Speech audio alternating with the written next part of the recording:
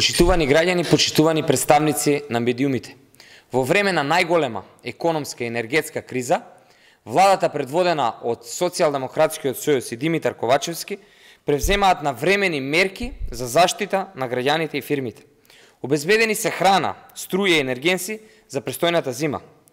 Владата субвенционира 80% од сметката за електричната енергија за над 600.000 домакинства и над 70.000 мали и средни компании.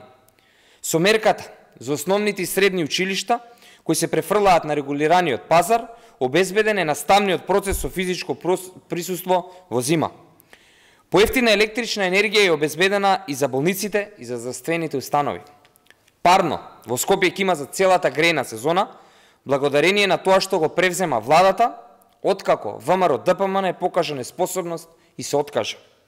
Додека СДСМ и Ковачевски превземаат мерки за надминување на енергетската криза, ВМРО ДПМН и Христијан Мицкоски се посветени на тендери и провизии. Последно се скараа за тендер од 136 милиони евра во Скопје и самите се фатија со рацете во медот.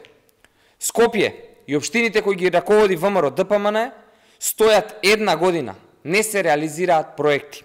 Шпицниот градоначалник Мицкоски со неговите градоначалници од ВМРО ДПМН вртоглаво ги покачуваат комуналните услуги и директно брцаат со рацете во джебот на граѓаните. Секаде, каде што е ВМРО ДПМН локална власт, се покачуваат комуналните услуги на штета на граѓаните. Во Прилеп, комуналните услуги се покачени за 67%, во Штип за 40%, во Велес јавниот превоз е зголемен за 40%, додека во општина Охрид покачени се и јавниот превоз и комуналните услуги.